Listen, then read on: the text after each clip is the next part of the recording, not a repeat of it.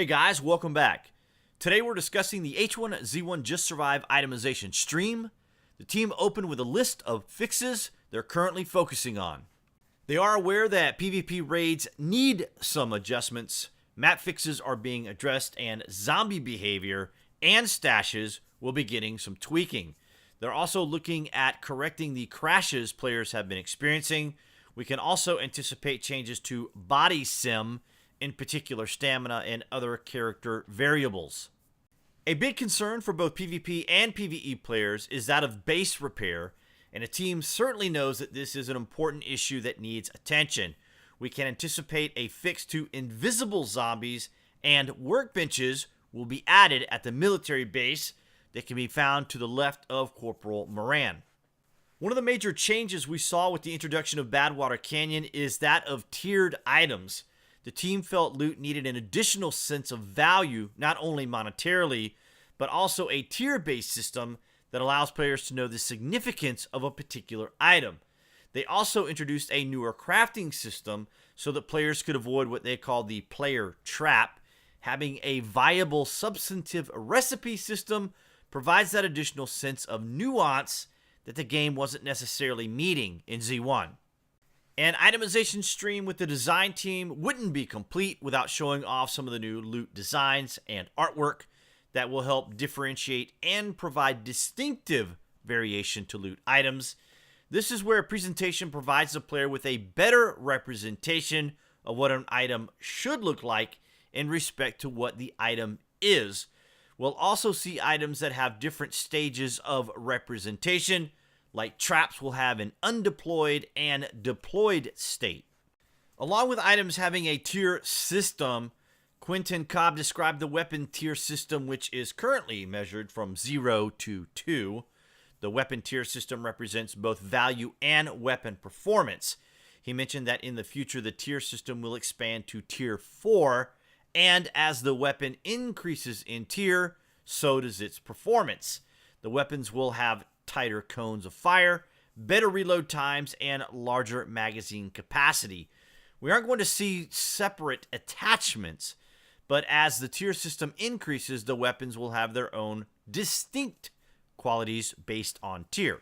Some of the examples that Quentin gave was that the M9 will have a faster fire rate and more magazine capacity, but won't be as powerful as, say, the 1911, which has better accuracy and range.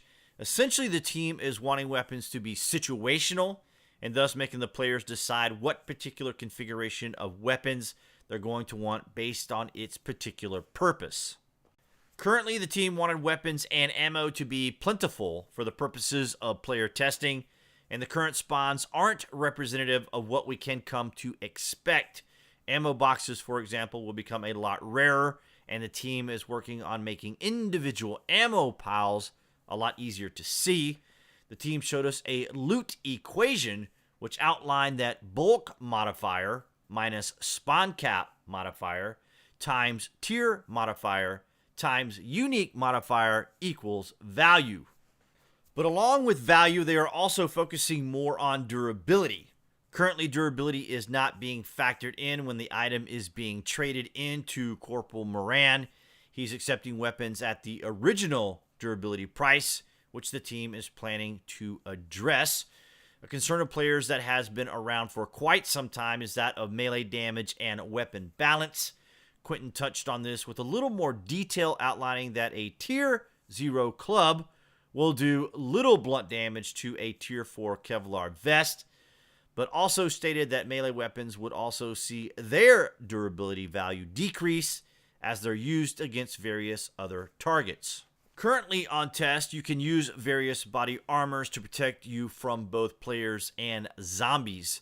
The team then moved to the future of the game and what we can expect. They mentioned that they wanted to make sure they've gotten things right before they introduce it to the live servers. A time frame wasn't mentioned, so we'll just have to wait and see how they will transition. Some of the items and features we can expect to see soon is food decay, better stronghold materials, stronghold lighting, and more repair options. A sewing kit was mentioned, so it would appear that clothing repair will be possible, and drugs will have a viable use. along with the ability to combine various drugs and medication to create something unique. As we saw with the new item distinction, we were able to get a glimpse of some of the newer items. Towards the end of the stream, the team laid into a battery of different questions, many of which we've seen people asking for quite some time, so it was nice to finally get some answers. More firearms are planned to be introduced into the game, but we may not see them anytime soon, as the team doesn't want to saturate the game with new items just yet. This also applies to newer items in general, to include newer storage containers for our bases. Newer points of interest will be something the team is looking into that will also serve as risk-reward versus areas that provide better loot and rewards. The new map will have cities, of course, for those who have been asking, but it is important to remember that Badwater Canyon is in the first iteration. We can expect more farming options and more variety of crops. Some of those may entail some illicit crops, which should be interesting. Death mechanics are still being worked on and adjusted, primarily to ensure that it has a proper sense of consequence. In-game currency will have more uses, to include the ability to purchase items from NPCs.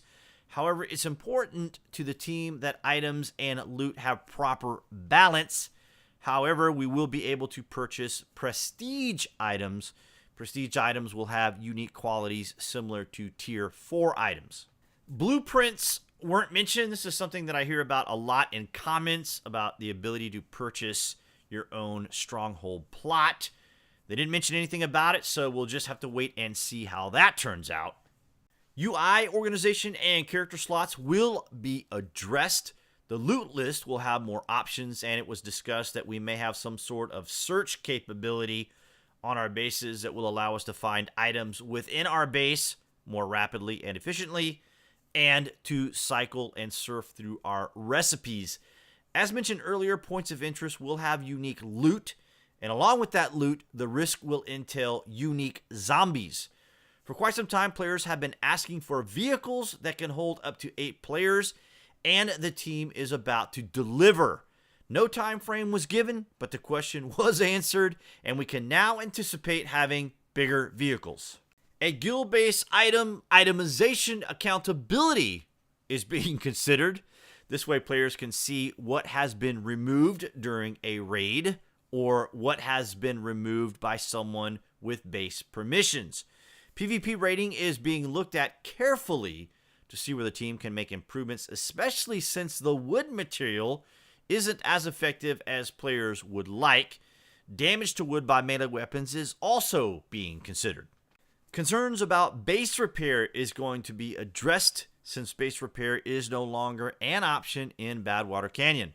Stronghold base owners that leave their base unattended or leave the server altogether will trigger the base to revert back to the available status after 5 days. Justin mentioned that the tab search feature will eventually be removed, so all of us that have grown accustomed to doing those sweep searches with tab key, well, we'll no longer have that ability. The team did mention that it's possible the tab search may be available on our base, but no particular details or confirmation was given.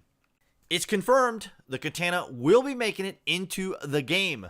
The team mentioned they'll need to work on the mechanics a bit, but we'll be seeing it in the game at some point.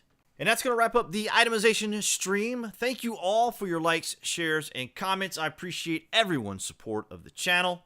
If you are a first-time visitor or a frequent visitor, consider clicking on that watermark in the bottom right-hand corner so you can subscribe. That way you'll have all the latest information and game details out of H1Z1 and Daybreak.